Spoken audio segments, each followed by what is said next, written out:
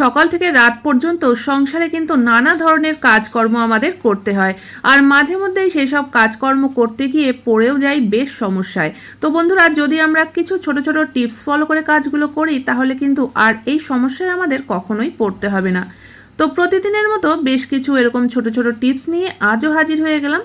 আশা করি প্রত্যেকটা টিপসই তোমাদের কাজে লাগবে। টিপসগুলো ভালো লাগলে চ্যানেলটিকে সাবস্ক্রাইব করে নিতে একদমই ভুলো না। নমস্কার বন্ধুরা, মৌস প্যাশনে তোমাদের সকলকে স্বাগত জানাই। তো চলো দেখে নেওয়া যাক আজকের প্রথম টিপস। আমরা কিন্তু অনেকেই রুটি করার আগে আটাটাকে একটু চালনি দিয়ে ভালো করে চেলে নিই। অনেক সময় কিন্তু আবার দেখা যায় যে আটায় হয়তো একটু পিঁপড়ে ধরে গেছে বা দু একটা পোকা হয়ে গেছে। তো সেই সময় কিন্তু পুরো আটাটাকে তো আমরা ফেলে দিতে পারি না, চালনি দিয়ে চেলে নিয়ে সেই আটাটা কিন্তু আবার আমরা ব্যবহার করতে পারি।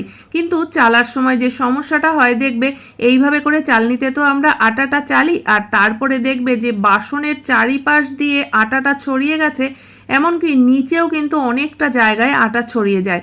এতে করে আমাদের জায়গাটাকেও পরিষ্কার করতে হয় বা বেশ কিছু আটা নিচে পড়ে নষ্টও হয়। তো যখনই তোমরা আটাটা চালবে তার আগে কিন্তু এই ছোট্ট কাজটা করে নিতে পারো, এতে জিনিসও নষ্ট হবে না বা পরিশ্রমও কম হবে। তো কি করতে হবে দেখো, আটাটাকে সরাসরি চালনিতে না দিয়ে যদি আমরা এরকম একটা বাটি বা গ্লাসের মধ্যে করে আটাটা নিয়ে তারপরে চালনিতে এরকম ঘুরিয়ে ঘুরিয়ে চালি, তাহলে কিন্তু দেখবে আটাটাও ভালোভাবে চালা হয়ে যাবে, আশেপাশে একটুও পড়বে না। তো এখানে কিন্তু দেখতেই পেলে যে এইভাবে আমি কত সুন্দরভাবে আটাটাকে চেলে নিতে পারলাম আর আশেপাশে কিন্তু একটুও পড়ে নষ্ট হয়নি।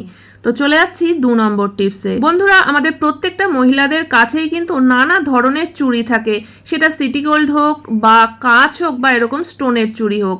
তো এই চুড়িগুলোকে যদি আমরা এরকমভাবে একটা প্লাস্টিক বা একটা বক্সের মধ্যে রেখে দিই, সব চুড়ি একসঙ্গে মিলেমিশে থাকলে কিন্তু পরার সময় খুঁজে খুঁজে বের করতে হয়। আর স্টোনের চুড়িগুলোর ক্ষেত্রে দেখবে যে নানা ধরনের চুড়ি একসঙ্গে রাখার ফলে ঘষা খেতে খেতে কিন্তু স্টোনও পড়ে যায়। তো এতে করে চুড়িগুলোও কিন্তু নষ্ট হয়ে যায়। আর এই চুড়িগুলোকে গুছিয়ে রাখার জন্য কিন্তু আমরা অনেক সময় অর্গানাইজার কিনে থাকি।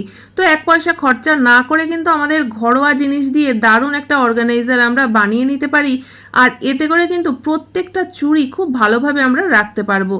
তো দেখো, এখানে আমি একটা প্লাস্টিকের হ্যাঙ্গার নিয়ে নিয়েছি আর এই হ্যাঙ্গারের উপরের দিকের অংশটাকে কিন্তু একটু কেটে নিতে হবে। তো এই জিনিসটাকে কিন্তু আমি কাটিনি, আমার ভেঙেই গিয়েছিল, তো সেটা দিয়েই আমি আমার চুড়িগুলোকে সুন্দরভাবে অর্গানাইজ করে রাখতে পারি। তো এবার দেখো, প্রত্যেকটা চুড়ির সেট একসঙ্গে করে যদি আমরা এইভাবে হ্যাঙ্গারের উপরের থেকে চুড়িগুলোকে ভিতরে দিয়ে দিই, তাহলে কিন্তু দেখতেই পাচ্ছ প্রত্যেকটা চুড়ি একদম সেট হিসাবেই রাখতে পারবো আর কোনো চুড়ির সঙ্গে কিন্তু ধাক্কাও খাবে না বা আমাদের পয়সা খরচা করে অর্গানাইজারও কেনার কোনো প্রয়োজন নেই। কাঁচ হোক বা মেটাল বা সিটি গোল্ড, যে কোনো ধরনের চুড়ি কিন্তু তোমরা এইভাবে হ্যাঙ্গারের মধ্যে করে রাখতে পারো।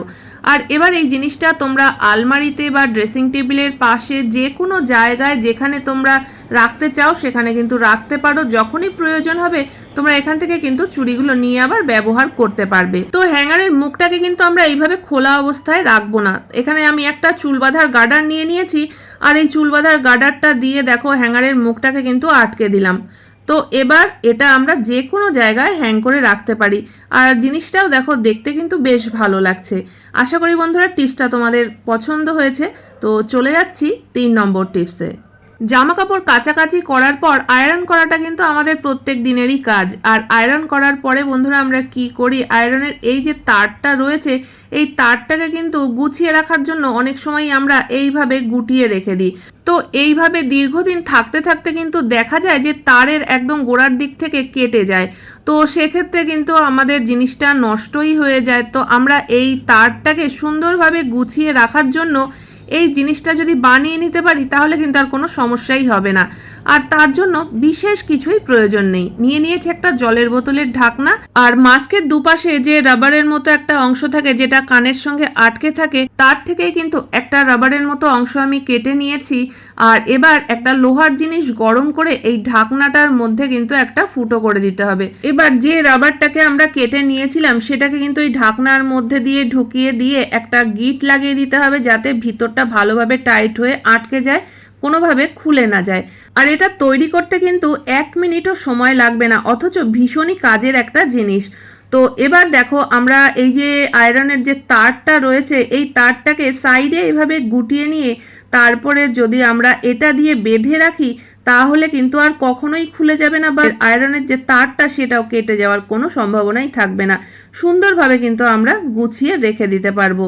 টিপসটা কেমন লাগলো অবশ্যই কমেন্ট করে জানিও। চলে যাচ্ছি 4 নম্বর টিপসে। বন্ধুরা, আমাদের প্রত্যেকের বাড়িতেই কিন্তু এই ধরনের বেশ কিছু সিরাপ থাকে, যেগুলো দেখবে যে আমাদের প্রত্যেক দিন তো খাওয়ার প্রয়োজন পড়ে না, মাঝে মধ্যে প্রয়োজন হয় খাওয়ার। আর এর এক্সপায়ারি ডেটটা যদি 2-3 বছর পর্যন্ত থাকে, আমরা কিন্তু ততদিন পর্যন্তই রেখে এটাকে ব্যবহার করতে পারি। কিন্তু অনেক সময় যে সমস্যাটা হয় যে এর যে এক্সপায়ারি ডেটটা রয়েছে, এটা অনেক সময় আমরা বুঝে উঠতে পারি না। তার কারণ এতদিন ধরে ব্যবহার করতে করতে অনেক সময় হয়তো আমরা জলের হাতে ধরে ফেলি, বা এতদিন থাকতে থাকতে দেখা যায় লেখাগুলো হয়তো একটু আবছা হয়ে যায়, বা হয়তো জলের হাতে ধরতে ধরতে লেখাটা মুছে গেছে। তো তখন এর ডেট থাকা সত্ত্বেও কিন্তু আমরা এই সিরাপগুলো আর ব্যবহার করতে পারি না। তো তখন কিন্তু আমাদের ফেলে দিয়ে আবার নতুন করে কিনে আনতে হয়, আর এইভাবে করে কিন্তু আমাদের অনেকগুলো টাকা নষ্ট হয়ে যায়। তো বন্ধুরা, তোমরা যদি এই ছোট্ট ট্রিকটা ফলো করো তাহলে কিন্তু আর এইভাবে নষ্ট হবে না জিনিসগুলো।